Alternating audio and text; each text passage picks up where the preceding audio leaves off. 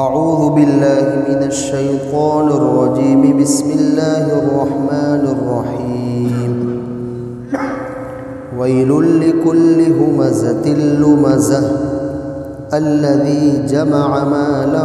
وعددہ یحسب ان مالہ اخلدہ کلا لینبذن فی الحطمۃ وما ادراک ما الحطمۃ نار اللہ الموقدہ التي تطلع على الأفئدة إنها عليهم مؤصدة في عمد ممددة۔ بڑی ہلاکت ہے ہر اس شخص کے لیے جو پیٹھ پیچھے عیب لگانے والا ہے اور روبرو تانا دینے والا ہے، جو مال جمع کرتا ہے اور اسے گن گن کر رکھتا ہے۔ کیا وہ گمان کرتا ہے کہ اس کا مال سدا یعنی ہمیشہ اس کے پاس رہے گا؟ ہرگز نہیں، اسے ضرور بھی ضرور چورا چورا کر دینے والی چیز میں ڈال دیا جائے گا۔ اور آپ کو کچھ معلوم بھی ہے وہ چورا چورا کر دینے والی چیز کیا ہے؟ اللہ کی سلگائی ہوئی آگ ہے، التی تطلع علی الافئدہ، جو دلوں تک کو جھانک لے گی، وہ ان پر بند کر دی جائے گی لمبے لمبے ستونوں کے ساتھ۔ اس سورت کا نام سورۃ الہمزہ ہے، اس لیے کہ اس سورت میں پہلی آیت میں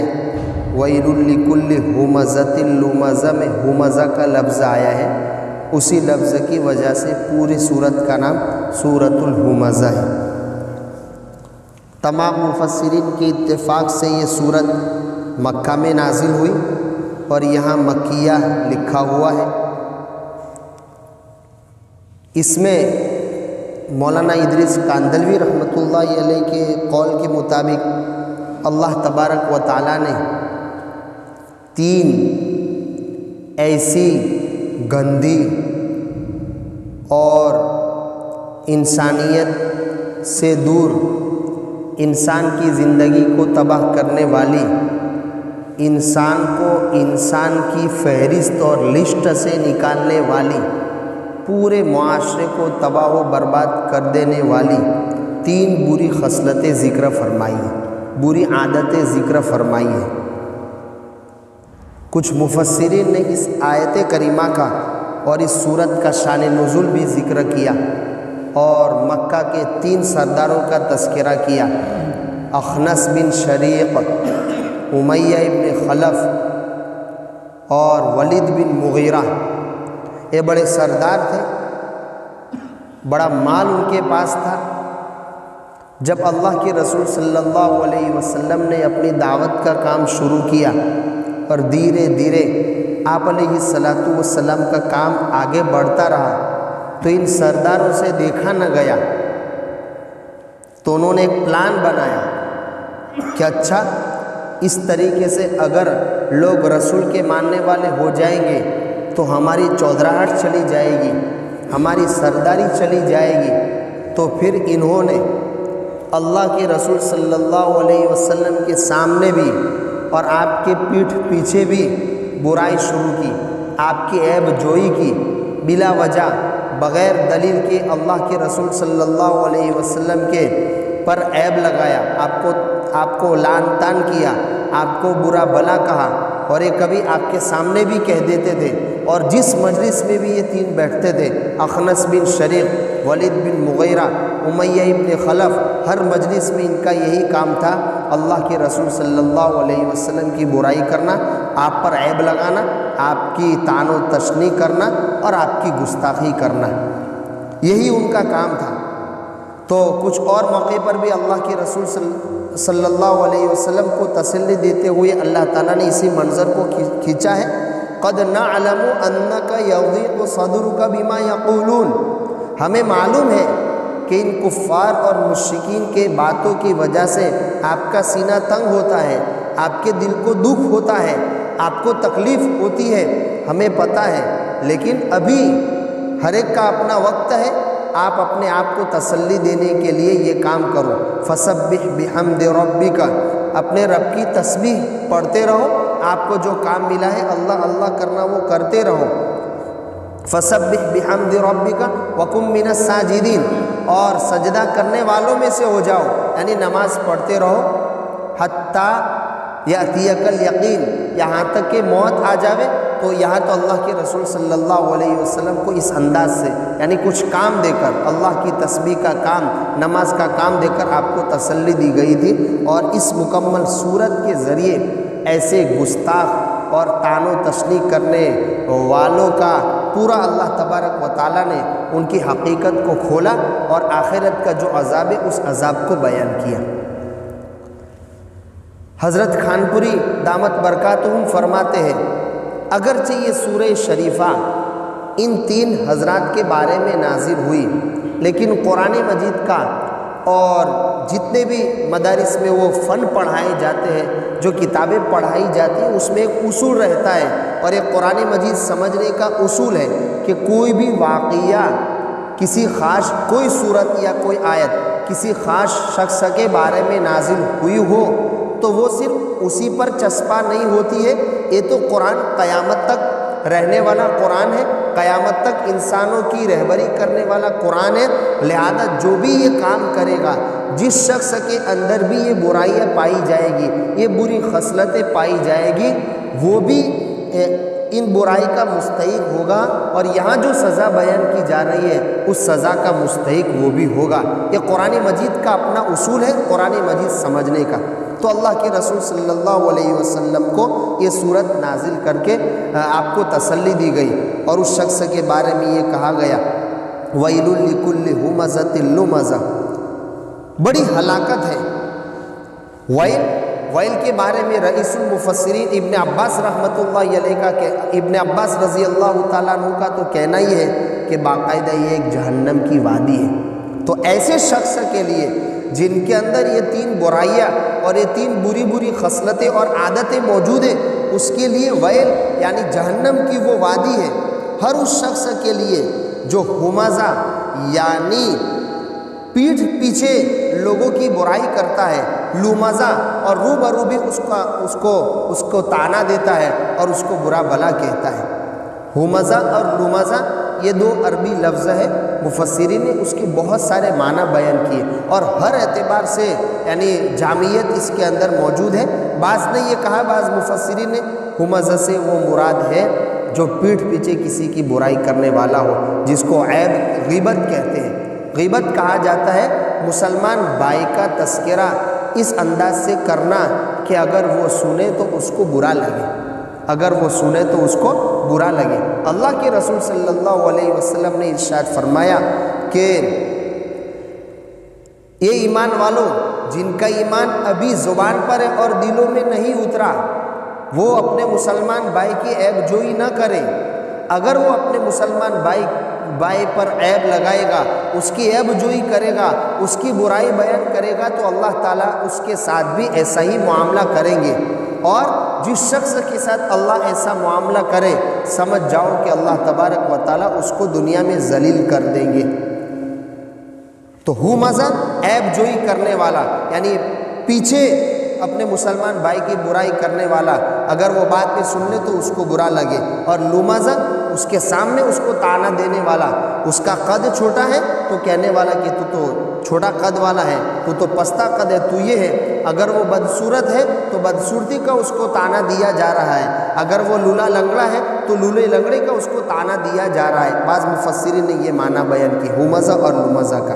بعض نے کہا ہمزہ یعنی زبان کے ذریعے کسی کو تکلیف دینے والا، زبان سے کسی کی برائی کرنے والا، اور لمزہ اشاروں کے ذریعے کسی کی برائی بیان کرنے والا۔ آدمی اشاروں میں بھی لوگوں کو تکلیف پہنچاتا ہے، دلوں کو ٹھیس پہنچاتا ہے، تو یہ تمام کی تمام چیزیں اس میں شامل ہیں، جس کو ابن کثیر رحمۃ اللہ علیہ نے روایت کے ذریعے اس کو بیان کیا ہے۔ ہر اعتبار سے اشاروں کے ذریعے اپنے مسلمان بھائی کو تکلیف دینے والا۔ بعض نے یہ کہا ہمزہ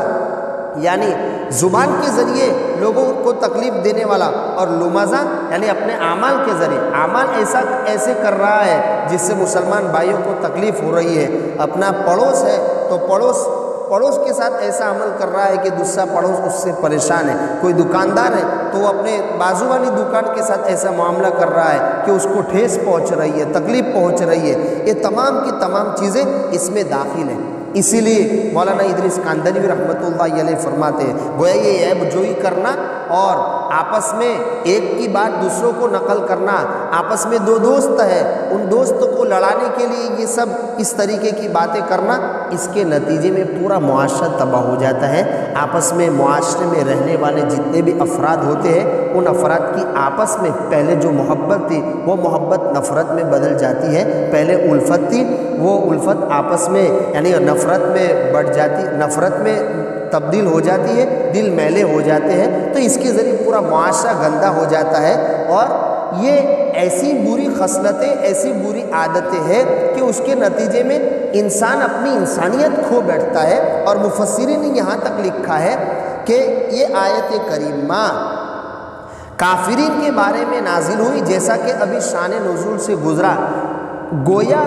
اس سے اس بات کی جانب اشارہ کیا جا رہا ہے کہ یہ عادتیں اور یہ خصلتیں اتنی بری ہیں کہ گویا یہ مشرک ہی میں ہی پائی جا سکتی ہے، کافر ہی میں پائی جا سکتی ہے۔ ایسی عادتیں کبھی مسلمان میں پائی نہیں جا سکتی۔ اگر اس کے کسی مسلمان میں پائی جا رہی ہے تو گویا اس کو اپنے ایمان کی خبر لینا چاہیے کہ اس کا ایمان شاید کمزور ہے، کہ وہ کام کرنے لگ گیا، آپس میں مسلمانوں کو عیب جوئی کر کے لڑانا، تانا زنی کرنا، ایک دوسرے کو برا بھلا کہنا، گویا یہ مشرک کی عادتیں تھی وہ اس میں آ گئی۔ تو یہ اس بات کی دلیل ہے کہ شاید اس کو اپنے ایمان کی خبر لینا چاہیے، اس کا ایمان کمزور ہو گیا، اس کا یقین کمزور ہو گیا۔ اس بات کی جانب مفسر کہتے ہیں کہ اشارہ موجود ہے۔ تو ایسا آدمی جو پیٹھ پیچھے برائی کرتا ہے اور سامنے روبرو منہ کے سامنے برا بھلا کہتا ہے، الذی جمع مالا وعددہ، جو مال جمع کرتا ہے اور اس کو شمار کر کر کے رکھتا ہے۔ مفسرین فرماتے ہیں کہ ہمزہ اور لمزہ یہ بری خصلتیں ذکر کرنے کے بعد یہ کہنا جو مال جمع کرتا ہے اور اس کو گن گن کے رکھتا ہے، اس سے اس بات کی جانب اشارہ کیا جا رہا ہے کہ لوگوں کو برا بھلا کہنے والا، لوگوں کے عیوب تلاش کرنے والا اور اپنے عیوب پر نظر نہ رکھنے والا یہ کون ہوتا ہے؟ یہ متکبر ہوتا ہے، جس کے اندر تکبر ہو، بڑائی ہو، جو اپنے آپ کو بڑا سمجھے اور لوگوں کو چھوٹا سمجھے۔ یہ وہی شخص کر سکتا ہے جس میں کبر ہو، نخوت ہو، اپنے آپ کو بڑا سمجھنا ہو۔ اور یہ اپنے آپ کو بڑا سمجھنا کب پیدا ہوتا ہے؟ یہ الذی جمع مالا وعددہ کے نتیجے میں ہوتا ہے کہ جو مال کو جمع کر کے رکھتا ہے حرص کی وجہ سے۔ تو اس میں بھی یعنی اخنس بن شریک اور یہ امیہ ابن خلف، ان کو مال سے محبت ہے، حرص کی وجہ سے مال کو جمع کر کر کے رکھتے ہیں، وعددہ، اور بخل کی وجہ سے اس کو شمار کر کر کے رکھتے ہیں، ہر آن ہر گھڑی اس کو گن رہے ہیں، بار بار تیجوری سے نکال کے گن رہے ہیں کہ کہیں 1 روپیہ کم تو نہیں ہو گیا، کہیں 100 روپے کم تو نہیں ہو گئے۔ جیسا کہ مولانا عبد المجید دریابادی رحمۃ اللہ علیہ فرماتے ہیں آج کل دیکھا جاتا ہے جن کو مال سے محبت ہوتی ہے وہ ہر آن ہر گھڑی اس کی گنتی میں لگا ہوا ہے۔ اور حضرت نے یہاں تک لکھا ہے کہ آج موجودہ زمانے کے اعتبار سے لوگ ہر آن ہر گھڑی بینک کے کاغذات لیے پھرتے ہیں، گویا وہ بھی مال سے محبت کی دلیل ہے۔ اور اسی مال ہی کی وجہ سے اللہ تبارک و تعالیٰ نے کئی جگہ پر تنبیہ فرمائی ہے، یا ایھا الذین آمنوا لا تلھکم اموالکم ولا اولادکم عن ذکر اللہ، کہ تمہارا مال اور تمہاری اولاد تمہیں اللہ تبارک و تعالیٰ کے ذکر سے غافل نہ کر دے۔ تو اسی اور آج یہی فتنہ ہے، روپ اور روپیے کے فتنے کے نتیجے میں آدمی اپنے یعنی ایمان سے ہاتھ دھو بیٹھتا ہے، اعمال صالحہ سے ہاتھ دھو بیٹھتا ہے، حالانکہ مفسرین فرماتے ہیں فی نفسی مال کا جمع کرنا اور اس کو رکھنا یہ کوئی برائی نہیں ہے، یا اس شخص کے مال جمع کرنے والے کی برائی بیان کی جا رہی ہے کہ جو مال جمع کرنے کے نتیجے میں اس مال میں جو حقوق اللہ تبارک و تعالیٰ کی جانب سے واجب ہو رہے ہیں ان حقوق کو ادا نہیں کر رہا ہے، زکوٰۃ واجب ہو رہی ہے زکوٰۃ ادا نہیں کر رہا ہے، اپنا پڑوس بھوکے مر رہا ہے ادا نہیں کر رہا ہے، اس مال سے اگر کسی اور وارث کا حق وابستہ ہو رہا ہے تو وہ اپنے وارث کو حق نہیں دے رہا ہے، یا اچانک گاؤں میں کوئی حادثہ پیش آ گیا یا بیچارہ کوئی مسلمان اجڑ گیا، اب ضرورت پیش آ رہی ہے کہ اس تک کچھ مال پہنچایا جائے تو وہاں خرچ کرنے کے لیے تیار نہیں ہو رہا ہے، یا ہمارے جو بھی پوری دنیا میں بسنے والے اللہ تعالیٰ نے مسلمانوں پر جو ذمہ داریاں ڈالی ہے، چاہے وہ ہمارا مسجدوں کا نظام، ظاہر سی بات ہے کہ وہ بھی ٹرسٹ سے چلتا ہے، اس میں بھی روپیہ پیسے کی ضرورت پیش آتی ہے، پھر یعنی مکاتب کا نظام ہے، مدارس کا نظام ہے، جو دین کے قلعے سمجھے جاتے ہیں ان مکتب کے ذریعے مساجد کے ذریعے، تو ان میں گویا وہ خرچ نہیں کرتا ہے، ایسے شخص کی برائی بیان کی جا رہی ہے، ورنہ آدمی مال کو جمع کرے اور اس پر اللہ تعالیٰ کا شکریہ ادا کرے اور اس مال میں جو حق واجب ہو رہے ہیں ان حقوق کی ادائیگی کرے تو ایسے شخص کے لیے کوئی برائی نہیں ہے۔ باقاعدہ صحابہ کرام، بہت سارے صحابہ کرام مالدار تھے، حضرت عثمان غنی رضی اللہ تعالیٰ عنہ، عبد الرحمن بن عوف، لیکن حالت کیا تھی جب اللہ کے رسول صلی اللہ علیہ وسلم غزوے کے لیے چندہ لاتے تو وہی حضرت عثمان 200 اونٹ پورا ساز و سامان سے لدے ہوئے خدمت اقدس میں پیش کر رہے اور کہہ رہے ہیں کہ یہ اللہ کے راستے میں صدقہ ہے، تو یہ اس شخص کی برائی بیان نہیں کی جا رہی ہے۔ الذی جمع مالا وعددہ یحسب ان مالہ اخلدہ، وہ یہ گمان کرتا ہے کہ وہ مال ہمیشہ اس کے پاس رہے گا، یعنی اس کا اس طریقے سے مال سے محبت کرنا اور اس کو جمع کر کے رکھنا، تو چاہے وہ زبان سے نہ بولتا ہو لیکن اس کا یہ عمل یہ بتلاتا ہے کہ وہ یہ سمجھ رہا ہے کہ یہ مال اس کو ہر مصیبت سے چھٹکارا دے دے گا، حتیٰ کہ موت کی مصیبت سے بھی چھٹکارا دے دے گا۔ اور آدمی یہی کر رہا ہے کہ دولت کے نشے میں آ کر وہ یوں سمجھتا ہے کہ گویا جس کو مولانا عبد الماجد دریابادی نے ان الفاظ میں نقل کیا، وہ مالدار حلال مشکلات گویا میری مٹھی میں ہے، تمام مشکلات کو حل کرنے والا، جس کو چاہوں گا زیر کر دوں گا، جس کو چاہوں گا یعنی یہ کام نکلوا دوں گا، یہ کر دوں گا، یہ کر دوں گا، تو گویا اس کو حلال مشکلات یعنی تمام مشکلات کو حل کرنے والا وہ مال اور دولت کو سمجھتا ہے اور اسی دولت کی بنیاد پر وہ دنیا کے کام نکالنے کی کوشش کرتا ہے۔ اللہ تعالیٰ کہتے ہیں کہ یہ کام تو دنیا میں بھی کام نہیں آ رہا ہے اور دنیا میں بھی موت کے وقت ساتھ چھوڑ دیتا ہے، چہ جائے کہ آخرت میں اس کو کام آ جائے۔ یہ ہمیشہ قارون کو کہاں کتنا ساتھ دیا مال نے، جب اللہ تبارک و تعالیٰ کا عذاب آیا تو وہی مال جو سب سے زیادہ دولت قارون کے پاس تھی وہ اس کو کچھ کام نہ آئے، کتنی بڑی حکومت وزارت ہو وہ کام نہ آئے، لہذا مال کتنا ہی انسان کے پاس جمع ہو جائے لیکن ہر گھڑی اس کو ساتھ دینے والا نہیں ہے۔ اور یہ تو دنیا کی بات ہے، آخرت کی سزا یہ ہے، کل جب دنیا میں موت کے وقت اس کا ساتھ نہیں دیتا تو آخرت میں کیسے ساتھ دے دے گا؟ ہرگز نہیں، یہ شخص تو حطمہ میں ڈال دیا جائے گا۔ حطمہ یعنی چورا چورا کر دینے والی چیز، آدمی کے یعنی تکھا بوٹی کر دینے والی چیز، اس کا ریزہ ریزہ اور پرخشہ اڑا دینے والی چیز، اس میں اس کو ڈال دیا جائے گا۔ پھر اللہ تبارک و تعالیٰ نے یہ کہا اور تمہیں کچھ پتہ بھی ہے کہ یہ حطمہ یعنی ریزہ ریزہ کر دینے والی، چورا چورا کر دینے والی، کہ جس چیز کو بھی اس میں ڈال دیا جائے فوراً اس کو جلا کر خاکستر کر دے اور اس کے ریزہ ریزہ نکال دے، یہ کیسی چیز ہے تم کو پتہ بھی ہے؟ مولانا عبد الماجد دریابادی کہتے ہیں عرب کی زبان میں، عرب کی لینگویج میں اس قسم کے سوال یہ جملے سے پورا قرآن مجید بھرا پڑا ہوا ہے، اور یہ کب بولا جاتا ہے اور تم کو کچھ پتہ بھی ہے کہ یہ حطمہ کیا چیز ہے؟ القاریعۃ ما القاریہ، کھڑکھڑانے والی، اور تم کو کچھ پتہ بھی ہے یہ کھڑکھڑانے والی کیا چیز کیا ہے؟ یہ قیامت کو قاریہ کہتے ہیں، اور یہ حطمہ جہنم کو کہا گیا ہے، جہنم کی آگ کو کہا گیا ہے۔ یہ سوال یہ جملے عرب کی لینگویج میں کسی چیز کی ہولنا کی اور اس کی عظمت اور اس کی بڑائی کو بیان کرنے کے لیے ذکر کیے جاتے ہیں۔ تم کو کچھ پتہ بھی وہ حطمہ کیا ہے؟ پھر خود قرآن جواب دے رہا ہے، گویا اس کا جواب تم نہیں دے سکتے، اس کا جواب قرآن ہی دے سکتا ہے، یہ کسی اور کی نہیں، اللہ کی سلگائی ہوئی آگ ہے۔ انسان کی سلگائی ہوئی آگ بجھ جاتی ہے، لیکن یہ کس کی سلگائی ہوئی آگ ہے؟ یہ اللہ کی سلگائی ہوئی آگ ہے، اس میں وہ ڈال دیا جائے گا التی تطلع علی الافئدہ، جو دلوں تک پہنچ جائے گی۔ حالانکہ ہر شخص جس کو بھی آگ میں ڈالا جاتا ہے تو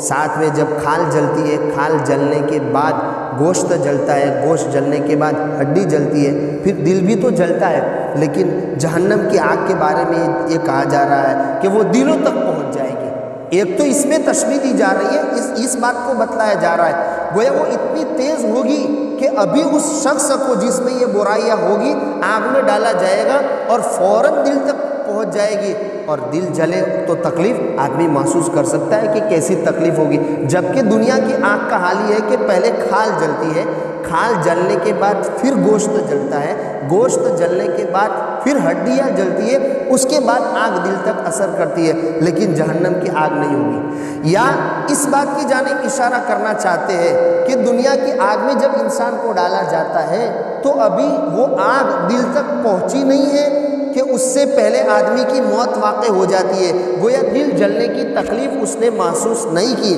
لیکن جہنم میں جس کو ڈالا جائے گا اس کو تو کوئی موت واقع نہیں ہوگی، وہ زندہ ہی رہے گا، تو یہاں تک کہ وہ موت جلتے جلتے اس کے دل تک بھی پہنچے گی اور دل جلنے کی تکلیف اس کو محسوس ہوگی، اس لیے کہ وہ زندہ ہی ہوگا۔ جبکہ دنیا کی آگ میں تو دل تک آگ پہنچنے سے پہلے آدمی کیا ہو جاتا ہے؟ مر جاتا ہے۔ تو کہاں آخرت میں ایسا نہیں ہوگا؟ پھر آگے اور بھی مزید وضاحت ہے انشاءاللہ۔ سبحان اللہ و بحمدہ۔